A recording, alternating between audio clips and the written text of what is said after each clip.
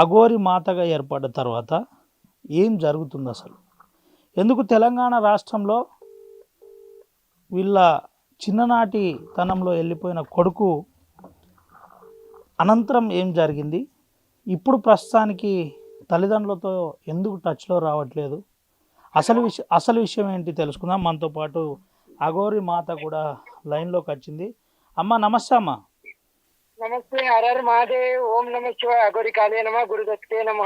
చెప్పండి తండ్రి. ఇప్పుడు అఘోరి గారిని మేము మీ ఊర్లో ఉన్నాం, మీ సొంతూరులో. మా సొంతూరులోనా? మీ సొంతూరులో మంచిర్యాల జిల్లా, పాత ఆదిలాబాద్ జిల్లా, మీ సొంతూరు నెన్నెల మండలం కృష్ణపల్లిలో ఉన్నాం. అవునవును అవునవును అవును తండ్రి. చెప్పండి తండ్రి. మీ అమ్మ నాన్నతో మాట్లాడించినాం ఇప్పుడే. ఆర్టీవీ మీ అమ్మ నాన్న ఇంటర్వ్యూ కూడా తీసుకుంది. తండ్రి తండ్రి ఒకసారి మాతోటి మీ అమ్మ నాన్న ఉన్నారు, ఒకసారి మాట్లాడతారా? ఒకసారి ఇవ్వండి తండ్రి, ఇవ్వండి. హలో బాపు మాట్లాడు. బాబు బాగుండవా? బాగున్నానే. మీరు బాగున్నారా? బాగున్నావే. తిన్నారా? గువగిట్లా తిన్నారా? తిన్నాం. ఎట్లా ఆడలే. అటు అటు పొలంకి అటు ఇటు పోతే కొద్దిగా జాగ్రత్త. ఆరోగ్యం జాగ్రత్త ఉంచుకో. మాకేం భయం లేదు, నీకు నువ్వు జాగ్రత్త ఉంటున్నానా? లేదు, నేను జాగ్రత్త ఉన్నా. ఇగో నేను ఒక సంకల్పంతో వెళ్ళేటప్పుడు చాలా మంది చాలా రకాలుగా ఉంటారు, పర్లేదు కానీ మీరు ఆనందంగా ఉండండి చాలు. నేనైతే మీకు ఏమి ఇవ్వలేకపోతున్నా కానీ మీరు ఆనందంగా ఉండండి అంతే. మాకు ఇవ్వకుండా మంచిది, నువ్వైతే చల్లగా ఉంటే చాలు నాకు.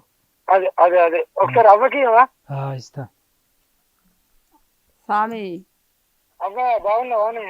బాగానున్నా స్వామి. ఎందుకు ఎడతాను? నీవు ఒక్కసారి రావు స్వామి. నేను రాకటుండదు. నేను రావాల్సి వస్తే నేను వస్తాను కదా. అలా ఏముండదు, ఉండదు కానీ మంచిగా తిరుగు, అటు ఇటు తిరగాకు మంచిగా. సరే అమ్మా సరే అమ్మా. ఆశీస్సులు ఎప్పుడు ఉంటే చాలు అంతే. మంచిగా ఉండాలని బాధ మేము. సరే తల్లి, సరే అమ్మా. నేను భగవంతుని దయ వల్ల బాగానే ఉన్నాను. మీరు చల్లగా ఉండండి. మీ ఆశీస్సులు నాకు ఉండాలి, నా ఆశీస్సులు మీకు ఉండాలి.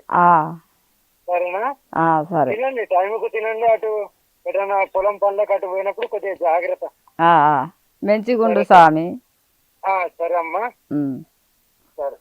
ఇది ఓం నమ శివాయ.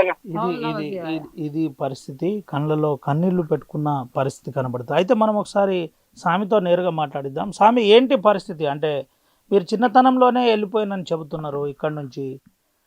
ఏ ఏ ఏ సంవత్సరం పోయారు, ఏమన్నా చెప్పగలుగుతారా? సంవత్సరం గుర్తులేదండి నాకు.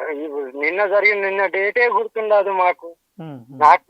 నాకు నా పరమేశ్వరుని ఆజ్ఞ ఉన్నది కాబట్టి ఏది మంచి కొడుకైనా మంచి బిడ్డ అయినా సరే తల్లిదండ్రిని వదలరు. అవునా?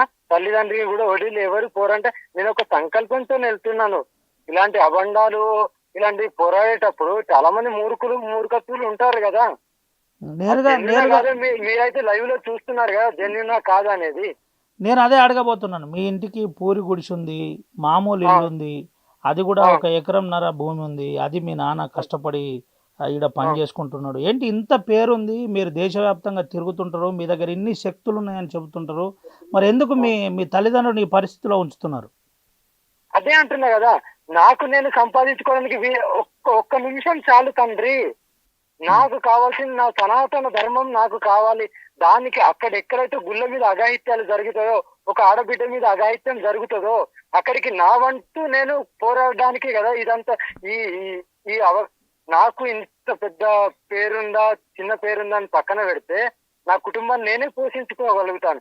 అంతా కూడా లేకుండా ఏమి ఆశించకుండా ఇంత సంకల్పంతో గుళ్ళ మీద దడులు జరిగిన కాడ అక్కడ నేను పోతున్నాను. ఆడపిల్ల మీద అఘాయిత్యాలు జరిగిన అక్కడ పోతున్నాను. ఎక్కడైతే